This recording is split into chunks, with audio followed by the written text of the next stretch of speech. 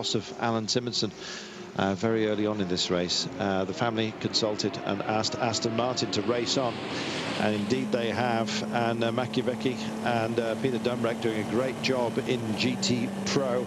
They're 1 and 3 at the moment, so 2 on the podium. Starting next Let's lap, listen.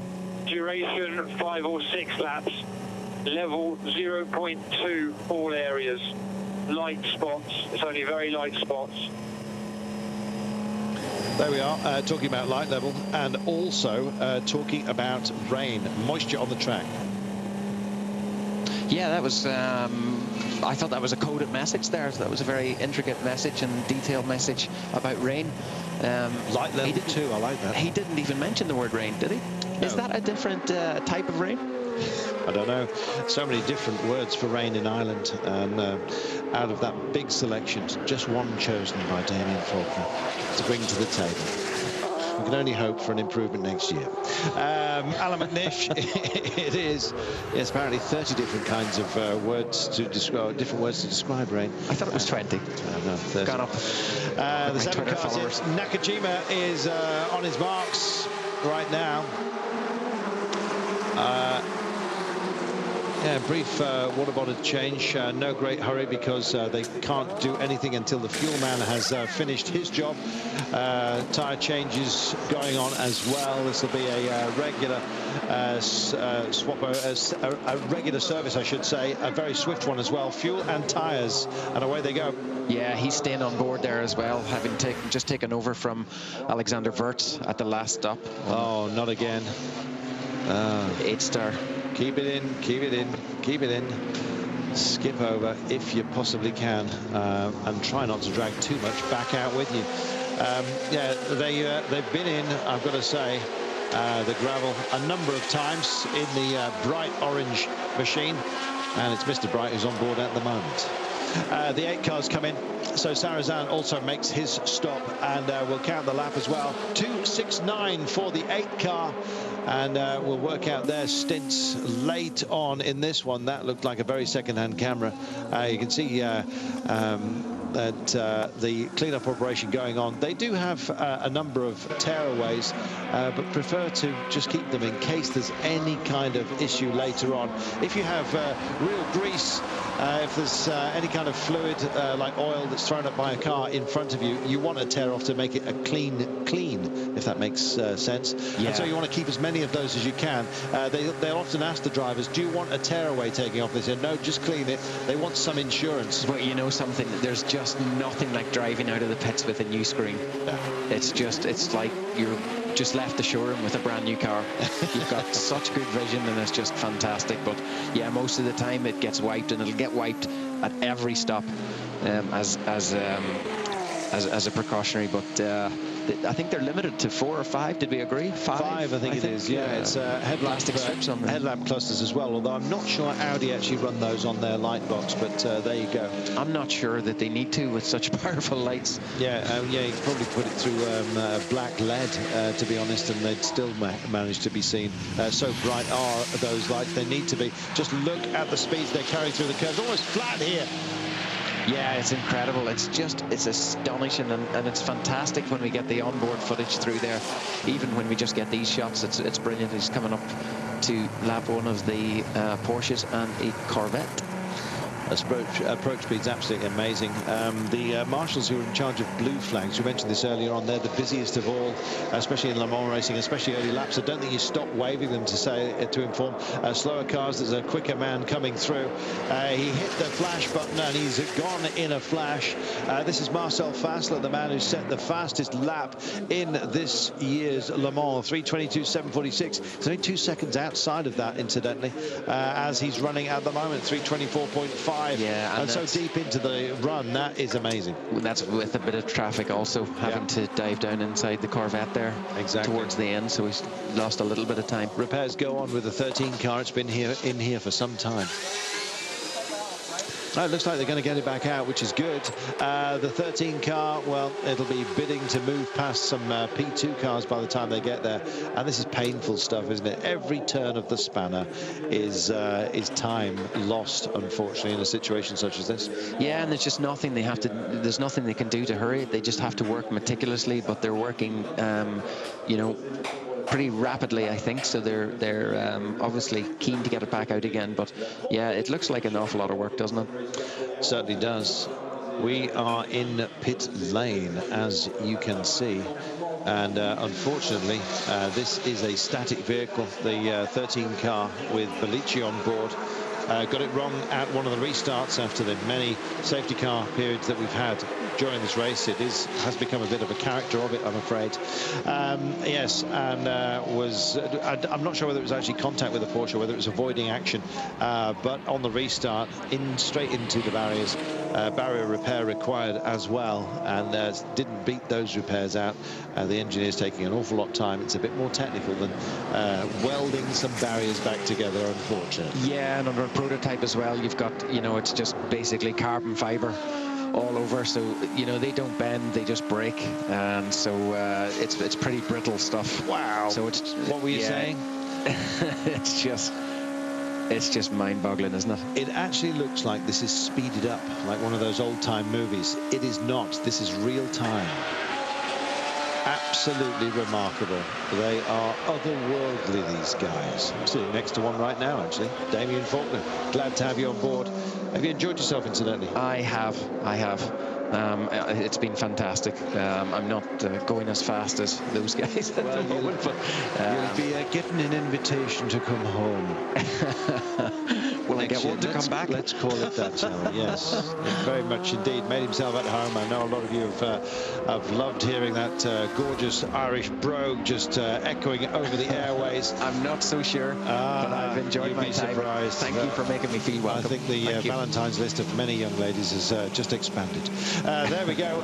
Past the art car goes the number 3 car. That's Di Grazzi. Now, he is trying to get back at Nakajima. He's on the same lap at the moment. That's his target, and so Audi would love to have 2 on the podium, especially because of all the travails that they've had, and this is his mission. So Di Grazzi, go get him is the word. He's got a long way to go. On board with the 8 car of Sarrazin yet again. Oh, listen to that. Oh, I thought we were going to stay on a little bit longer there. It's not properly synchronized, I think, with the sound, because even when they make pit stops, it looks like they're not bolting the nuts on, because the noise. We've already heard the sound by the time the pictures tell us the story.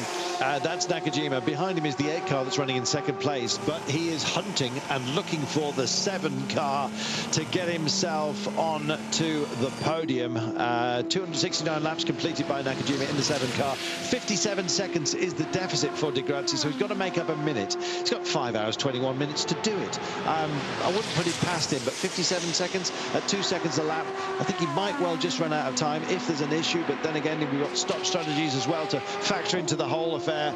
It could happen. We'll see. Sarrazin in that 8 car runners-up spot. Would that be deemed as a success as we came into this race? A lot of people were talking down Toyota. They've done very well. They've done very well, but you know they're not here to finish second, are they? No one's coming here to finish second. You know, Audi will probably be disappointed that they didn't. If indeed it finishes like this, they'll still be disappointed they didn't, or they only had 1 car on the podium.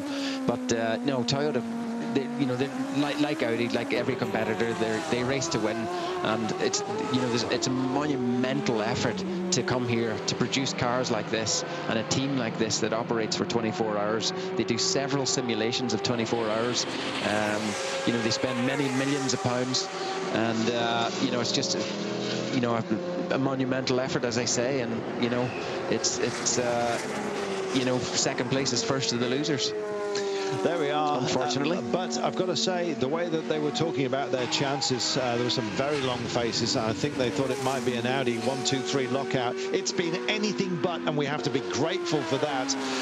Sailing past one of the yellow liveried Ferraris. I think you're absolutely right. Yeah, they are all still very much on a mission. You look at the speeds that they're carrying into these corners. This is a 24-hour sprint race, essentially. Yeah, it's crazy, and we just saw him just getting the number 8 there, Stefan Sarazan, getting held up in sector 3 through the Porsche curves. It's the worst place for traffic. He will not want traffic in that place at all. And then we've just got what he's minus 2.395 seconds. Yeah, remarkable.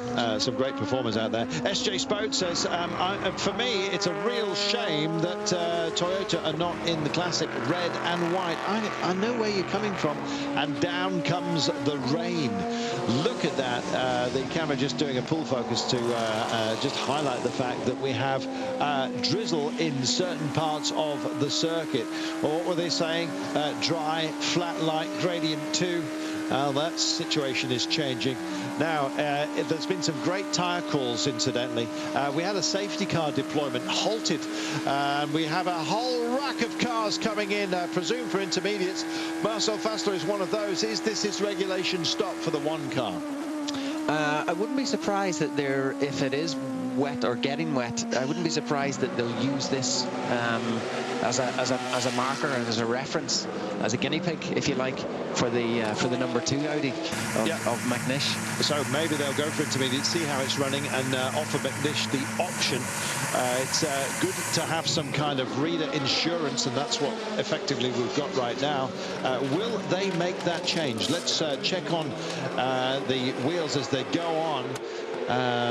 Damien Faulkner from the American Le Mans Series. We will see how this, see how your tyre recognition goes in just a moment if they go for it. The fuel is going in. It doesn't look like they're going to change tyres at all. No, it doesn't. So it's a refuel right now. Is this to get out of sequence? Do they want him closer to McNish? Do they need him to be on track, close to the man who is the most important at the moment? Alan McNish on board the number 2 Audi. We will see. Is there some kind of teamwork going on here that's offering up some protection? We'll find out, I guess. Looking at the 99 car, this is Machiavecchi. He is our leader. A lot of people talking Freddie Machiavecchi up big time, and he's doing a fantastic job. They lead the GT Pro class, and what a lovely looking vehicle it is to have out and in front.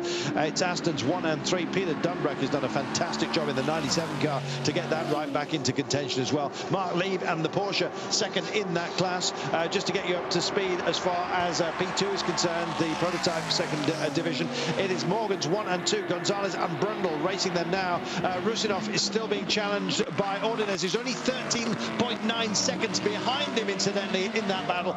They are going to be coming together fairly shortly. Let's hope it keeps it clean, and we'll have that battle after taking a very brief break. Let's hope. Looking rueful at the 47.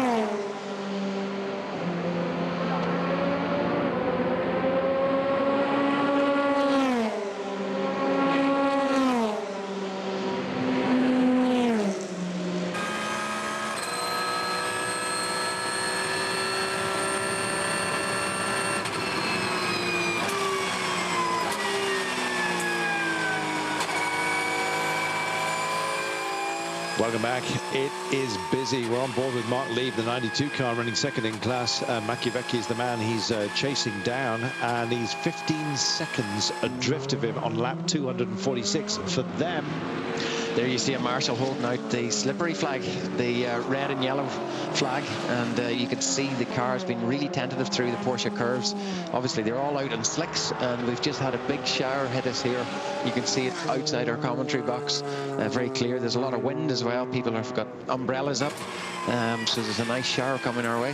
As you come up to the Dunlop Bridge, you do get kicked into the air, and if there is a strong wind blowing straight down the start-finish straight, it can just catch you out and just help to tip you out of shape ever so slightly.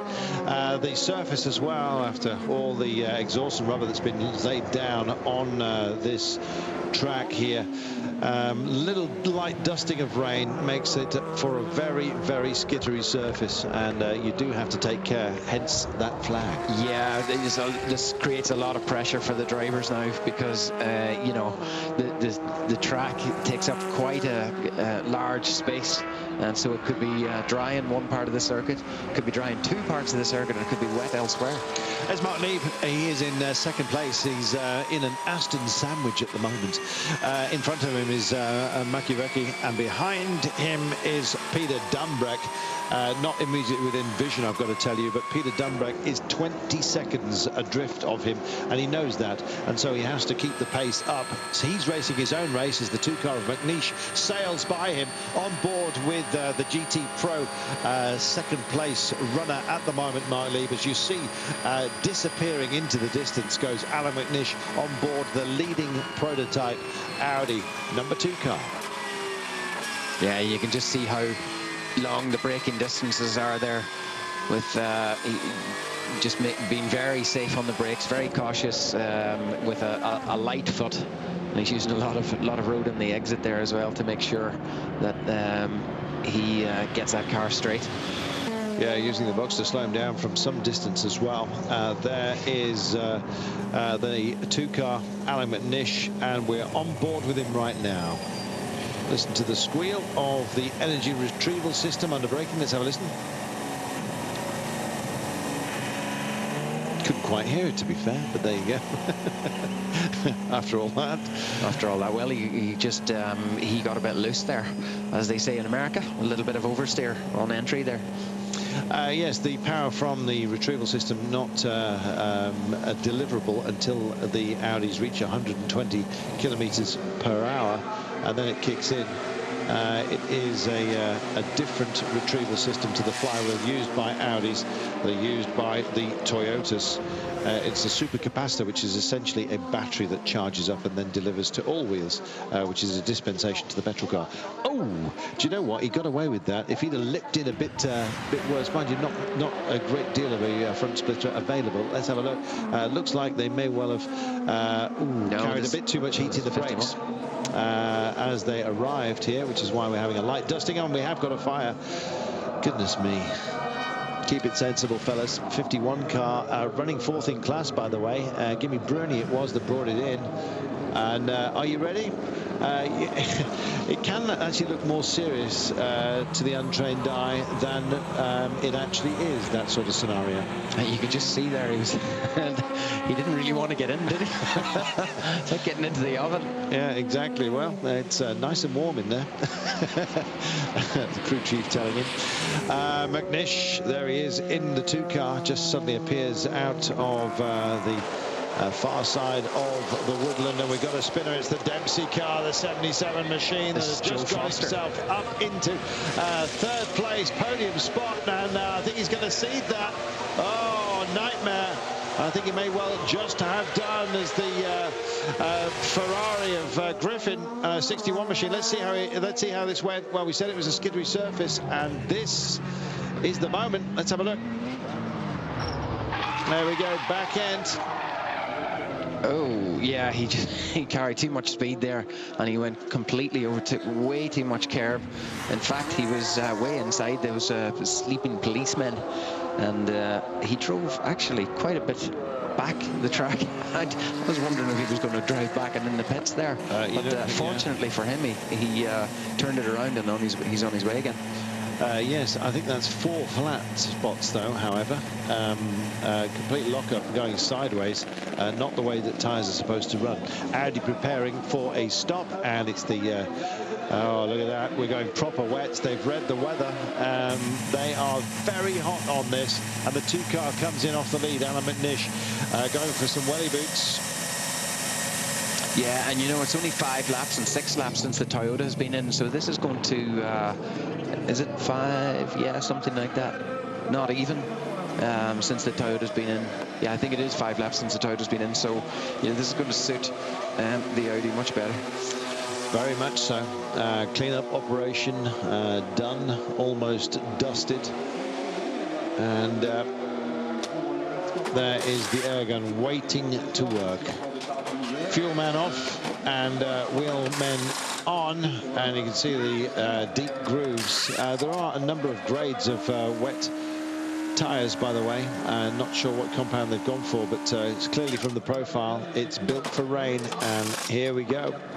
Yeah, they've obviously got some good information there that it's actually going to continue to rain for some while, because, well, certainly in my stints here in the booth, that's the first time I've seen them take wets in this race. Obviously, it was raining last night when I was sleeping. Yes, so we can only dream as to what may have been taking place then. Believe me, our minds were full of that. 2 hours sleep we got last night, and we were on the track yesterday morning at 9, way ahead of the event. So, in fact, we've already done our 24 hours and more. Oh, no, no, no, no, no, no, no, no. Watch the barriers as well. Any damage? I think possibly. We've got a car dead center of the screen. Driver is free, but there's no moving it, and away he goes. And that was a swift exit, and hardly surprising. It's in an extraordinarily dangerous position, and we have all kinds of debris, and that looks mechanical as well. Part of a block of something, as well as the carbon fibre, and they've got to be careful here around this chicane on the Mulsanne. That's the first chicane, and that's Fred Makavaki, isn't it? I think that was in that car. Do you know what? It amazes me that drivers come round, they see the flags, they get the warning audio as well, and they're still getting into some of the debris because they're approaching it too quickly. Yeah, that's not another safety car is out, obviously, to clear up that mess, but that's not what Aston Martin wanted at all. That was a class leader. It's not what any of us wanted, frankly. We have been dogged with this throughout, and it's happened yet again. As soon as we get a skittery surface, it comes to pass. You can see the mechanics, Aston Martin mechanics, hugging each other there. Their day is done. Their race is run, and a race that they so much wanted to win has gone away from them. The 99 Aston Martin, it's Makievicz. At least he got clear. There it is. Heavy impact, running third in class, or first, I should say. And Peter Dumbrek now into second place. It was the leader. And is that victory that they were gunning for on behalf of course, the fallen Alan Simonsen? Well, you saw they gave it their best shot, but unfortunately the rain and a very, very difficult surface has beaten them. Now then, the big question is, can Peter Dumbrek battle this one out? He's 4.6 seconds in arrears of Mark Lieb in the Porsche. That's 1 and 2 as they come behind the safety car, so they are very, very close at hand, and that's going to be one heck of a battle on the restart. How long that takes to get to that point is anybody's guess, but the 99 car of in the hands of Makievicz has hit the barriers off the lead, unfortunately, and it has been a huge emotional roller coaster for the boys at Aston Martin, and not surprised to see the emotions coming to the fore. In case you didn't know, we lost Alan Simonsen in this race right at the beginning. First fatality at Le Mans during the race since 1986, when Joe Gartner sadly was killed after leaving the track and heading into the trees at the Mulsanne, on the Mulsanne. But yes, Alan Simonsen hit the Armco, and we understand the Armco was bedded next to a tree and there was no give. There will be questions about that. That's what's being reported, incidentally. There will be a full investigation, so if that proves to be incorrect, then please accept that we're just giving you the news as we find it, albeit from a very reputable source, which is why we're prepared to release that information. Yes, this is a super slow-mo time. That's a fantastic clip there. What you can see there is the Fablon, the wrapping above the windscreen in the Audi has blown off with the wind, and it's actually catching on the windscreen wiper, and it's threatening to pull the rubber off the blade. There we are. Let's hope that doesn't happen. You're seeing the remnants of what has been a very busy night for very many vehicles. Unbelievable. Mark Cole is just about to rejoin us at a very dramatic moment as the 99 Aston Martin has essentially crashed out of this race.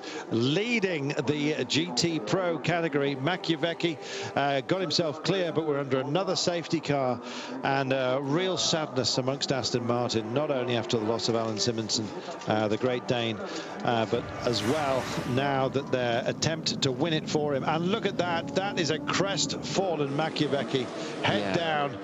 He will not want to come back because it looked like driver error, I've got to say. Well, I don't know. It's very difficult to speculate there. You know, there's white lines. The car took a sharp turn to the left. It really did. Whether that was you know, it slipped on the lost traction on the white lines, I don't know, but I'll tell you what, it was moving at some considerable pace, and it's done a lot of damage. But you have to feel sorry for the team and Maciejewski, who's sitting there with his head down.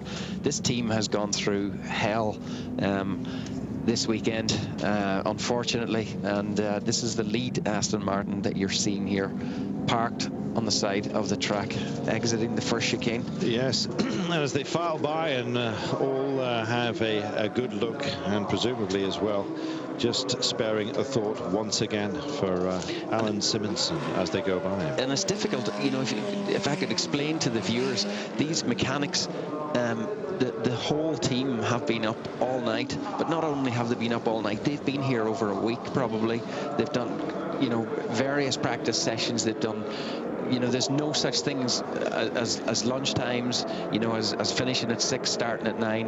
It's an incredible amount of work, and the amount of emotions that's involved in just that sort of physical element alone, let alone what they've you know, had to incur in the death of Alan Simonsen.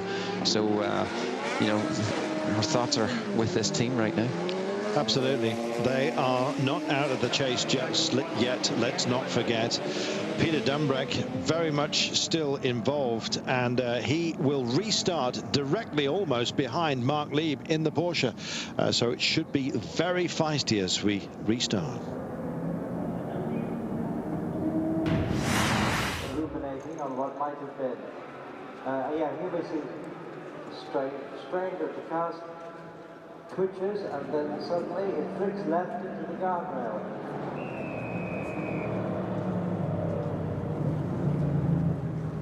Voilà, vous êtes aussi en train de revoir ces images. Oui, on était tous extrêmement surpris par cette impression de faible étincelle sous la voiture. Alors, y a-t-il eu une fuite de quelque chose qui aurait pu provoquer ce mouvement? Une fuite d'huile, absolument, qui aurait pu ainsi toucher la surface des pneus. La manière dont ils approchent est vraiment surprenante.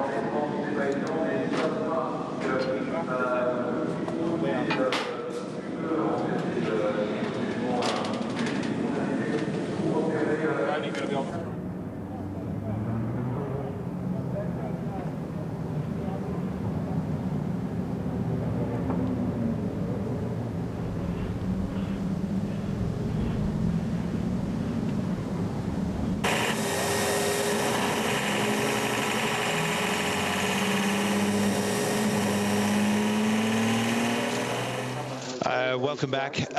Yet again, we have a safety car at the exit of the first chicane on the Mulsanne Straight. Just coming through right now, Alan McNish.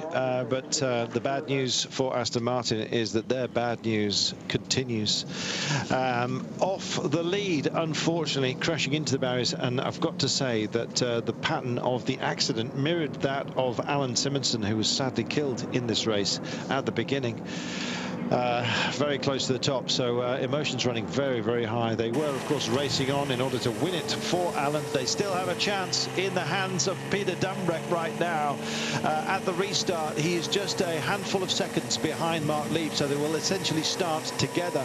So it'll be the Porsche of Mark Lieb against the Aston of Peter Dumbreck with what, just under 5 hours remaining. A lot of racing still to be done as we welcome back Mark Cole. Thank you, Carlton. Peter Dumbreck couldn't wish for better teammates. Stefan Mucker and Darren Turner, two of the fastest Aston Martin drivers in history, and that car at the moment just 2.3 seconds behind Mark Lieb in the safety car train. Been a huge amount of talk in the last 2 hours about Le Mans and the future of the circuit with the current barriers. I mean, these barriers were made 3 tiers after Joe Gartner's fatal accident in 1986 in the Kramer Porsche. That was on the La Ligne Droite, the Mulsanne Straight. The problem here is a lot of the barriers, the posts are mounted in sand. This is a very sandy part of France, and a lot of them not in concrete. So this is why barriers are moving. And people are saying, how did the FIA circuit inspector, how will he pass this circuit for next year, having seen not only Alan Simonson's accident, which may not have been caused by the barriers, but it was certainly a catalyst for a good long look at all the barriers. And we've had so many stoppages now because holes have been punched in barriers, both in practice, qualifying and in the race. Mark, it was the proximity of a tree behind the barrier that caused, we understand, Alan Simonson's death. Far too close to the barrier. It didn't have the give at the point that he hit it. That's going to have to be addressed. There's going to be some tree clearance, surely, to build in some flexibility into the system at that point. But we have been told quite categorically that by ACO and by Aston Martin that the cause of the accident and the effect of the accident is not yet known, and they've asked us not to speculate. So I haven't heard about the tree before, but certainly it's just a thought. Next year, ACO is not poor. It's a cash-rich club now, and they're going to have to look at all these barriers in the pictures here. They're not just 3; some of them are 4, and just consider what will happen. Yes, I mean, it's a tricky one, isn't it? It's difficult to know what to do. You've got to have some protection.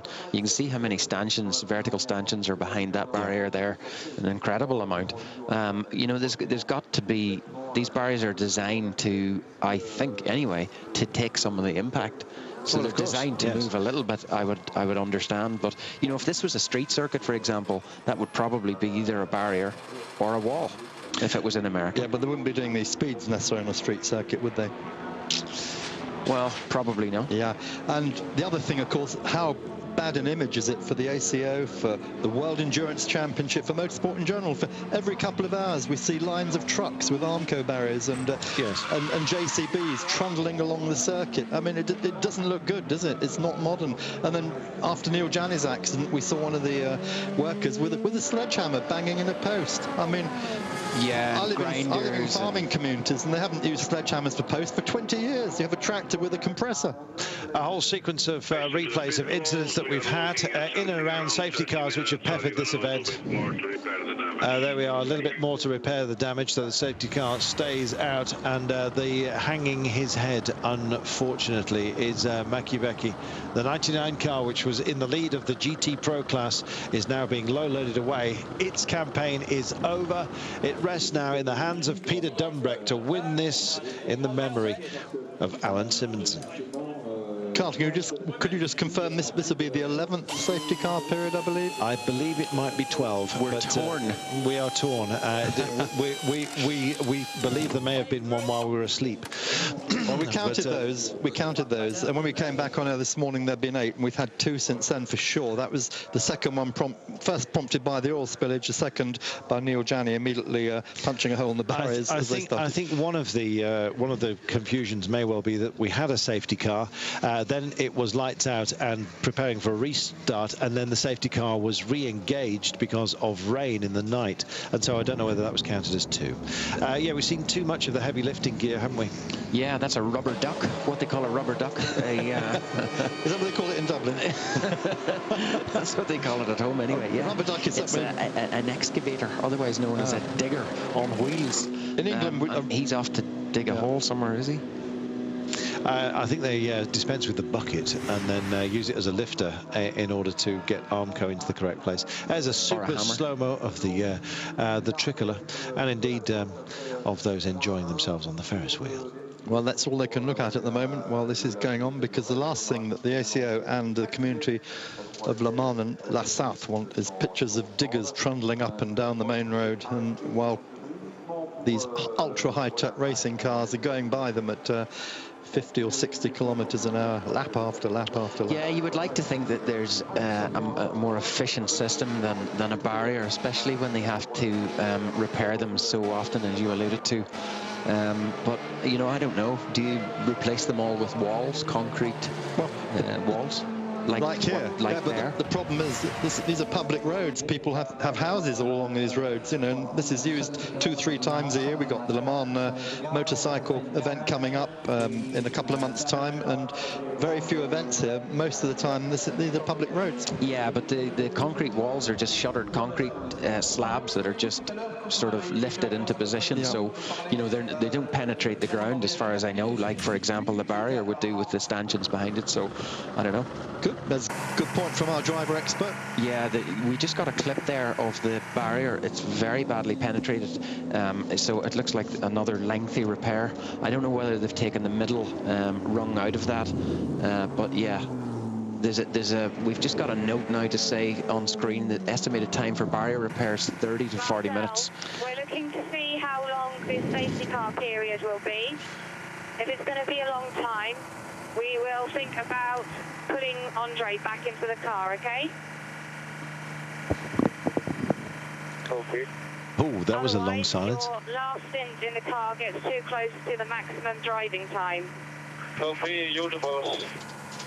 There we are. Okay, you're the boss. Disappointed no driver likes to be withdrawn from the action. Yeah, but and Marcel Faster, well, she explained the strategy. It was clear as daylight, which we have refound after going through the night, and it's brought some rain, and yet again it's brought safety cars, Mark. Yeah, 30 to 40 minutes, as we just said. We just heard, and Lena Gade telling her number one driver, Marcel Fassler, 2 times winner, of course, back-to-back. Not going to win it this year, though. Telling they're going to have to pull him in because, Damien, you can only drive for 4 hours in any 6-hour period. Yeah, and that's part of the other strategy. I mean, it's just, you know, to use your term just there, it's peppered with strategy, this event, which is why it's so appealing and why it's so challenging also. So you just heard Lena Gade there, so obviously they're monitoring the progress and the duration of the drivers in any particular stint, and they have to keep an eye on that, because otherwise you would incur a penalty. Well, it's been busy, but perhaps for some of the wrong reasons, waiting for this safety car period to elapse, and then, oh gosh, they're brave souls, aren't they? They haven't spent an awful lot on their tent, and some haven't spent money on a tent at all. I think, yes, I'm still not quite sure whether it's actually better to be inside a wet tent or outside with an umbrella. Yes, so you take your pick. Or sleep in a dry car. Yeah. Yeah, exactly. Difficult if you've got a motorbike. And here Ricardo Gonzalez the from the number 35 car, currently leading LMP2. As well on this very circuit so far, and very difficult conditions right now. Do you know then as the cars continue to circulate behind the safety car, and this is going to be a long one, and there will definitely be, and I use this word, but since we had to change tires because of the rain, we did a driver change, so we need to keep Martin as long as we can in the car, so that then we have the window for Bertrand to finish the race. So have you currently swapped onto intermediate tires? Yeah, it was completely damped, and the straightaway is very dangerous. I think we saw the the accidents that happened because of the water. So we played it safe, and I think that was a good call. And you did a very long stint in the car. How was it out there? It must be getting very dirty out on the circuit. Lots of debris out there by now. Yeah, and mainly it's changing conditions. So, and then you have parts of the track, since it's so big, that are completely different. So you have areas that are completely dry, areas that are completely wet, clean, dirty. So it's tough to keep up with the track. Okay, well, best of luck. Well done. Best luck indeed. I think everyone's going to need it, to be honest. Just looking at the 49 Orica driver change, Paris Companc has climbed into that vehicle.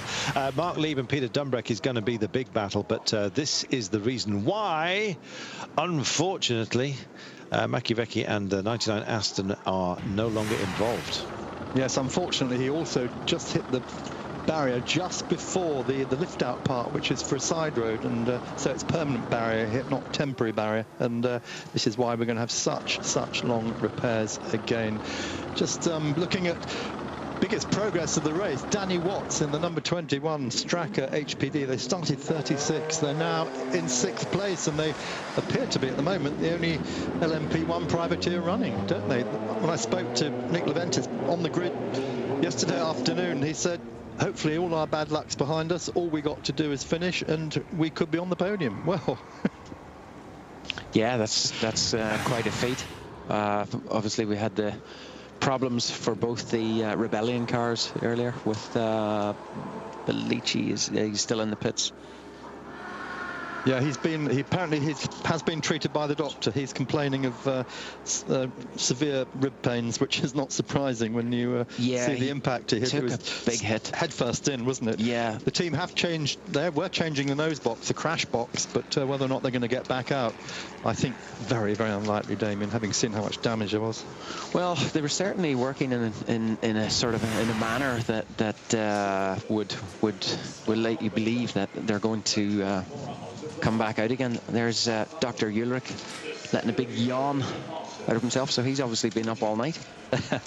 Just a quick word for dailysportscar.com. They've had a lot of problems this weekend with the internet down throughout most of the race in the media centre. They've done a great job there. They've done hourly summaries, even though they couldn't do live streaming. Now, thanks to Graham Goodwin, to Mark Howson, to Stephen Kilby and Marcus Potts, and it is free. It has been all weekend, so tune into dailysportscar.com just to get the latest news as it happens. Yeah, it's a terrific service, incidentally. And if endurance racing is your thing, then it's a go-to site. And in fact, if you want to catch up for free, it is a subscription site. So if you want to see how it shapes up and exactly what they're offering, then do log on and enjoy. Yeah, but tomorrow it goes back to subscription. So this is a treat, because they relaunched the website. They said, we'll do Le Mans free of charge, and then it's back to subscription. They save fuel, they save engine, and save everything. And they wait to one player. Just do the minimum you need. Do the minimum you need. There we are. But you should be able to do already quite a bit with the boost.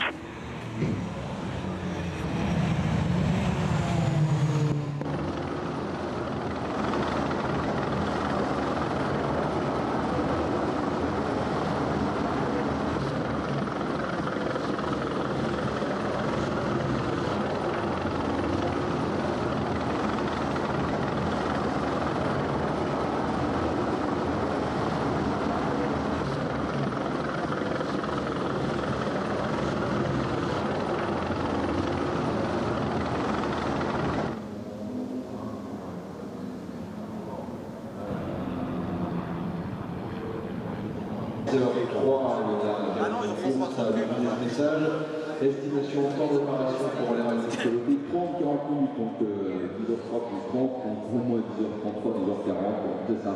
Encore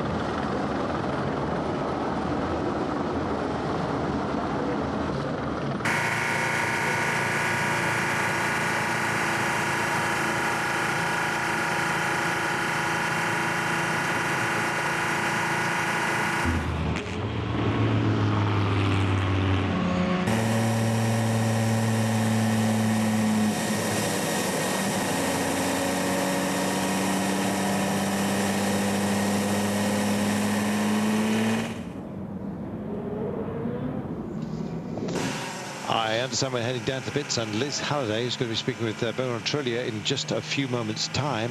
We're just checking in on those who are still behind the safety car.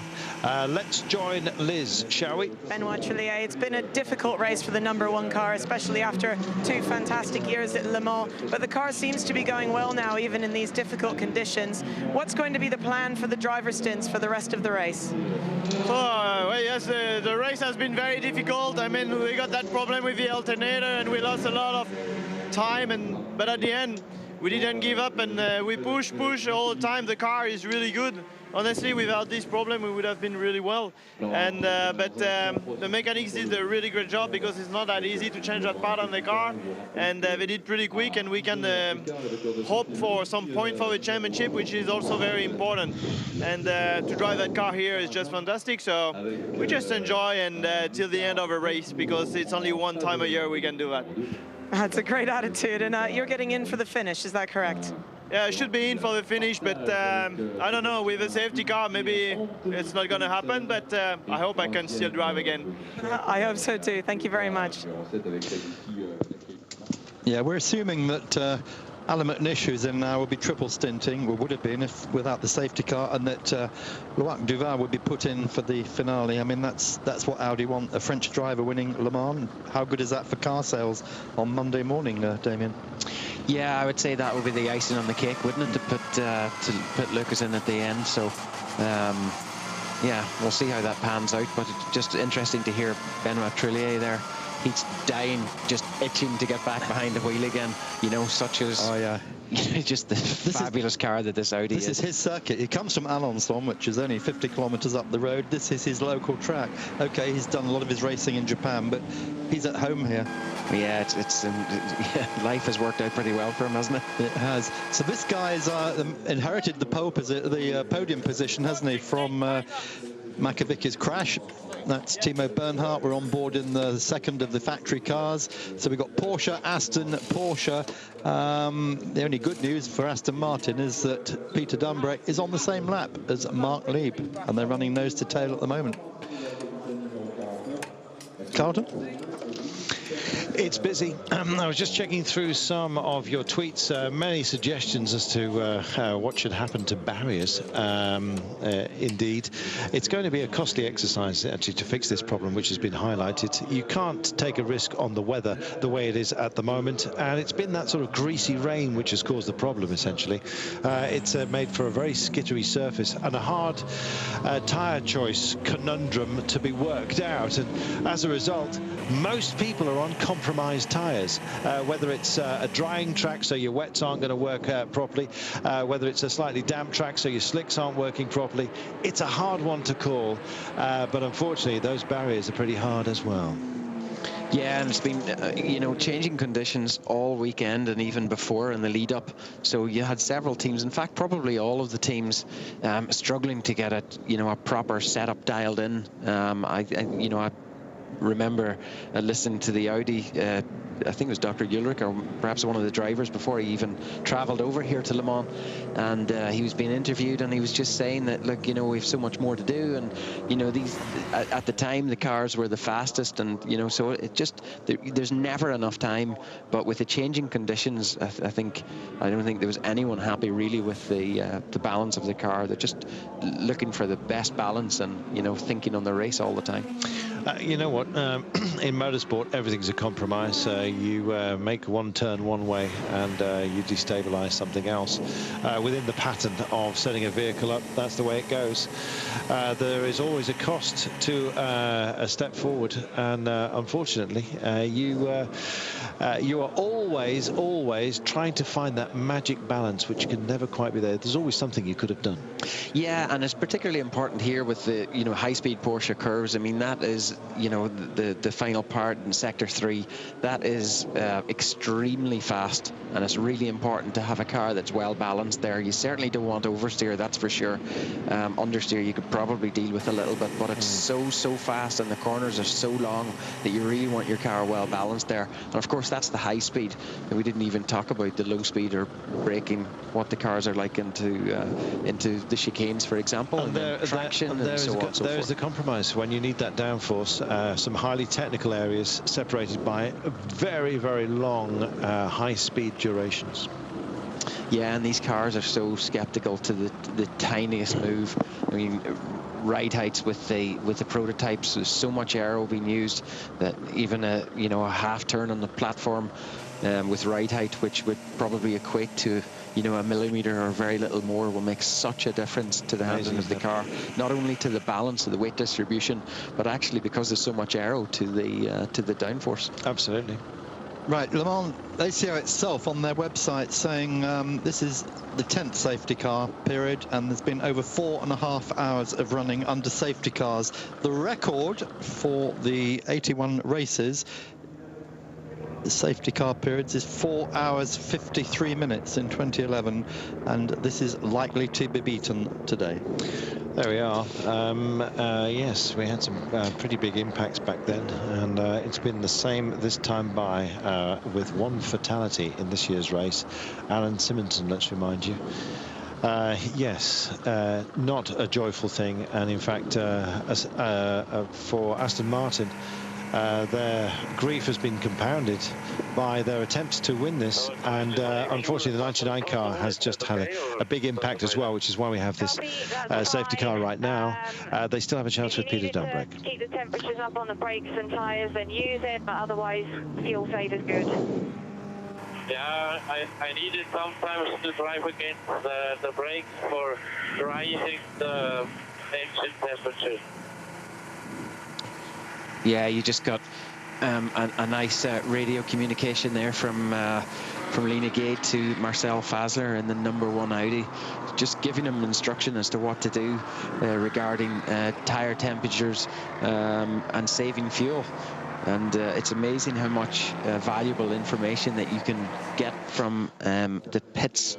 And obviously Lena Gade's on top of that. She was going for the hat-trick here, wasn't she? She was the master strategist, or strategist, we should say. She's talking about the brakes. Now, what was she saying? Was she just saying keep the brake pedals slightly down, keep the pads warm, or?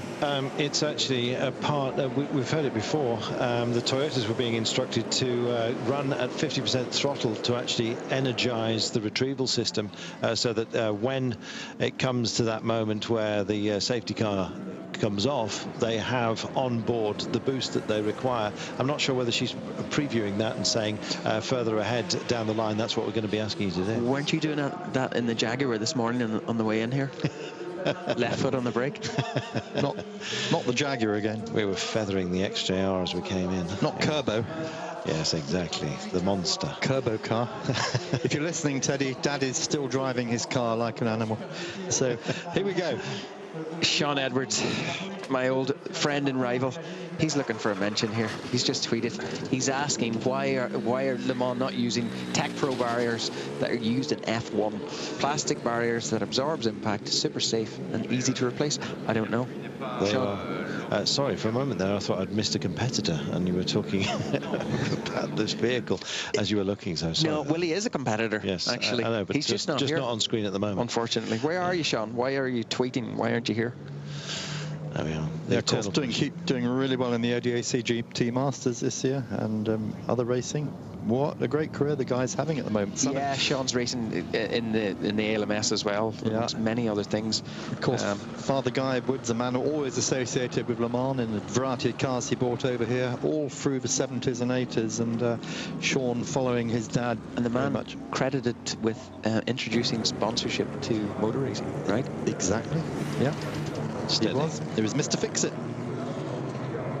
I think it started sometime earlier than that even.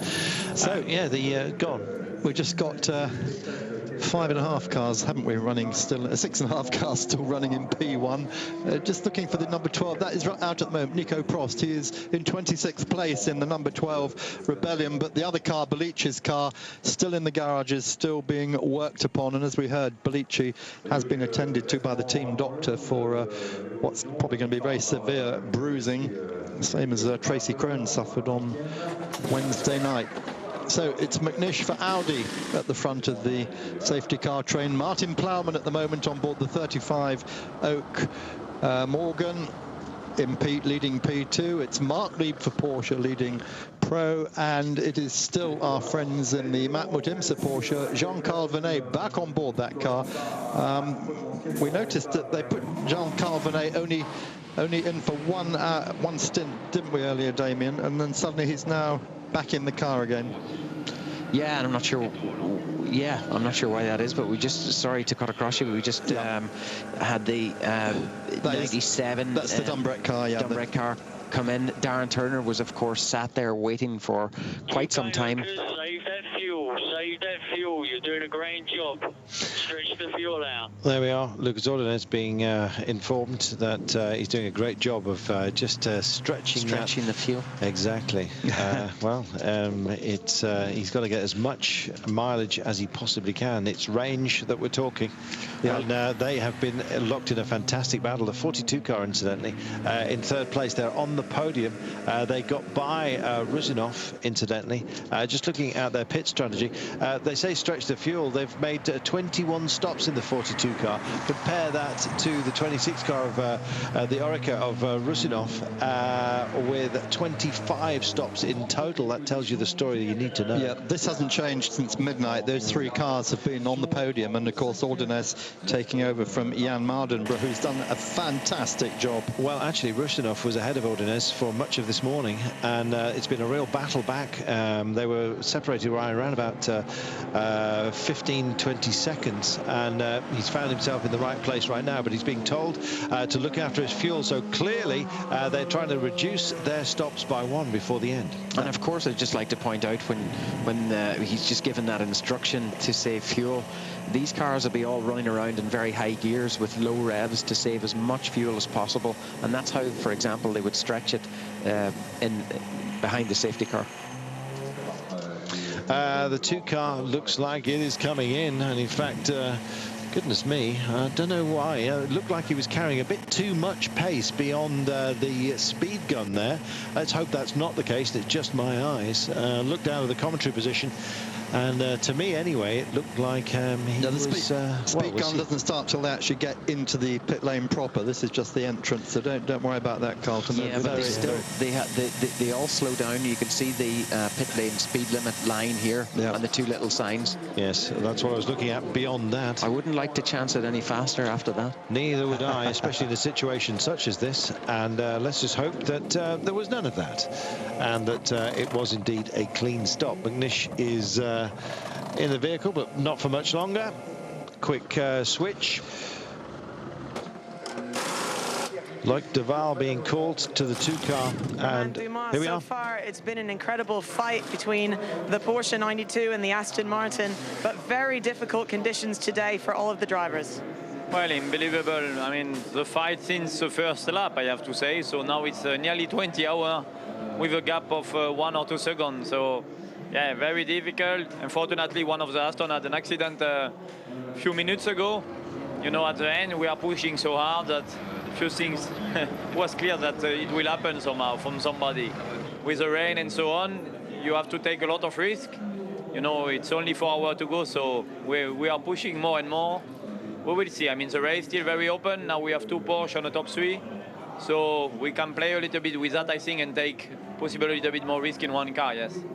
Well, certainly it would be wonderful to win in the GT car today, because after this, you'll be going to work on the 2014 prototype car. Tell us about that.